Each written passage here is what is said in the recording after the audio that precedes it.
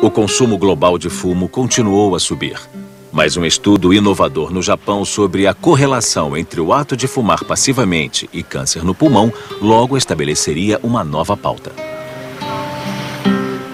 Uma grande virada aconteceu em 1981, quando o professor Hirayama, no Japão, publicou um estudo no Jornal Médico Britânico dizendo que mulheres não fumantes casadas com homens fumantes tinham um risco maior de câncer no pulmão do que não fumantes casadas com homens não fumantes.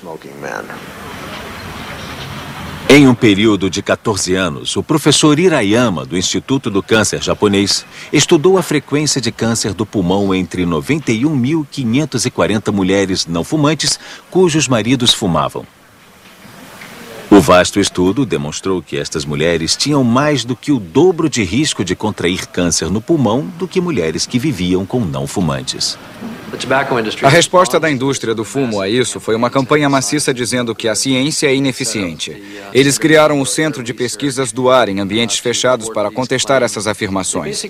Basicamente tentaram redistribuir a culpa e dizer que o problema não é com a fumaça de outras pessoas, e sim com a má ventilação, pois os edifícios são doentes, e inventaram a Síndrome de Edifícios Doentes. Uma vez que tratava-se de uma questão política crucial para eles, uma coisa era os fumantes se matarem, outra era eles matarem outras pessoas.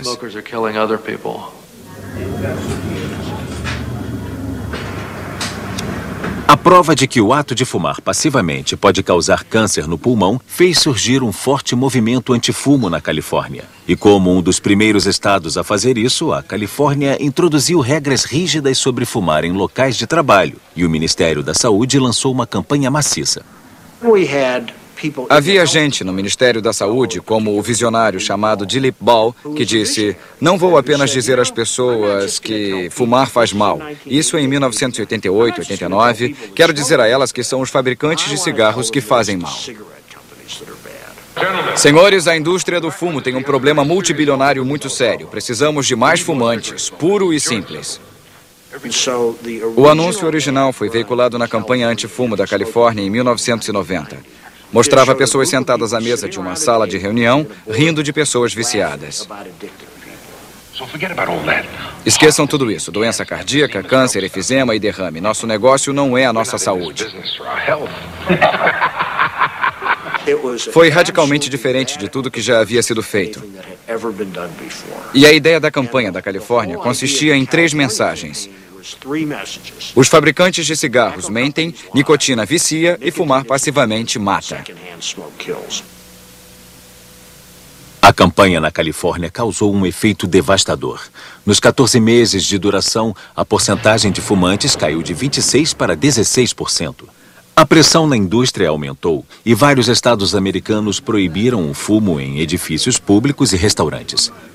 Depois, em 1994, ao longo de uma audiência no Congresso que abordou a legislação sobre o fumo, a indústria sofreu sua mais séria derrota.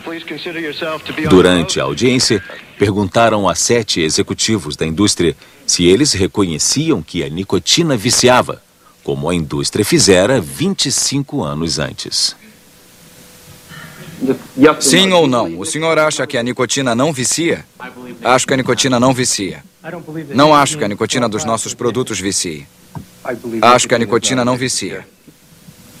Também acho que a nicotina não vicia. Eu também acho que a nicotina não vicia.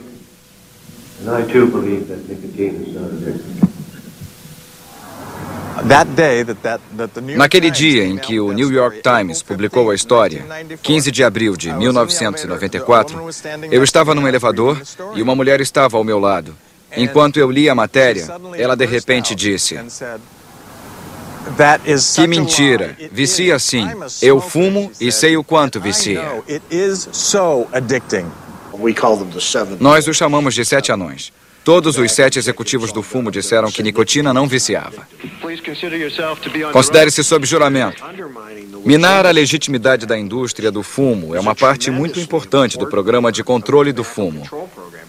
Essa audiência foi convertida num spot de 30 segundos na Califórnia, que foi usado no Programa Educacional Antifumo.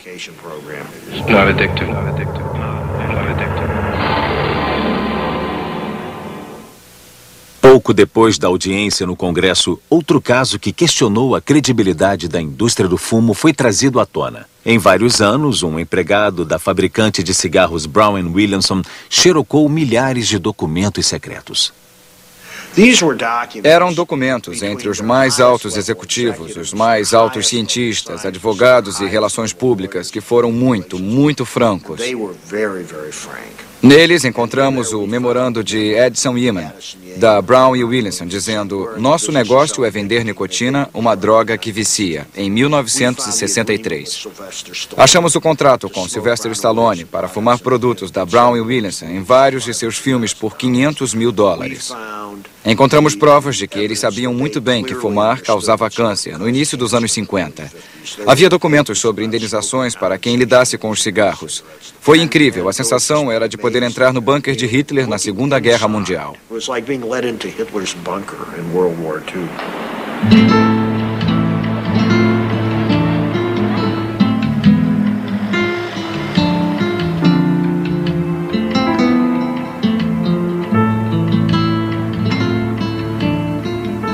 Mais do que nunca, a exposição do conhecimento secreto da indústria do fumo contribuiu para tornar as restrições mais severas, como a interdição de propagandas, a introdução de áreas restritas ao fumo em locais de trabalho, campanhas anti-fumo e aumento de impostos, medidas implementadas pelas autoridades da saúde.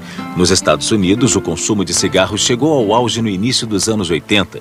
Nos 10 anos seguintes, caiu na maioria dos países europeus. O consumo global, no entanto, ainda cresce, especialmente nos países do terceiro mundo.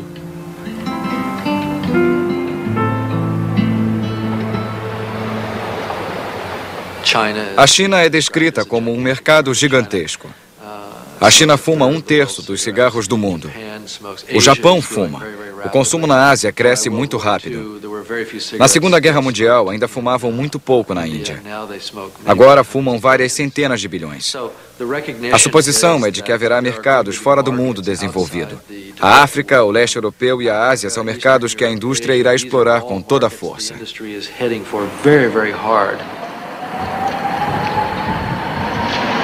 Depois do fim da cortina de ferro, o leste europeu se revelou um mercado atraente para a indústria do fumo. O marketing agressivo particularmente atrai os jovens de lá. Depois do lançamento do Marlboro na República Tcheca, o número de fumantes de 15 a 16 anos aumentou 40%. O consumo global de cigarros ainda está aumentando, assim como o número de pessoas contraindo doenças relacionadas ao fumo, que matam mais de 4 milhões de indivíduos por ano. É uma epidemia porque não há dúvida hoje de que o consumo de cigarros é a causa principal de morte evitável e é a segunda causa de morte em todo o mundo. E enquanto isso se expandir, é uma epidemia.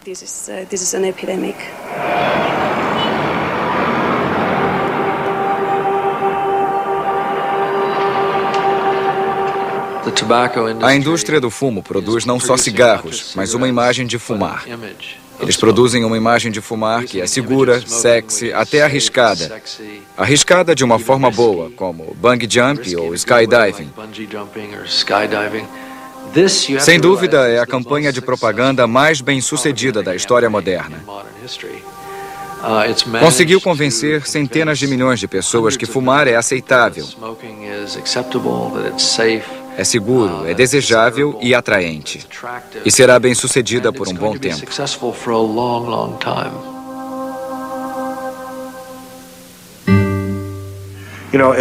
Se alguém viesse de Marte hoje e dissesse: eu tenho um produto novo que matará 5 milhões de pessoas no mundo, que vicia, e quase todas as pessoas começarão a usá-lo quando crianças, antes que saibam de fato o que acontece e podemos ganhar muito dinheiro. Nenhum governo no mundo permitiria isso. Nenhum governo no mundo permitiria esse mercado.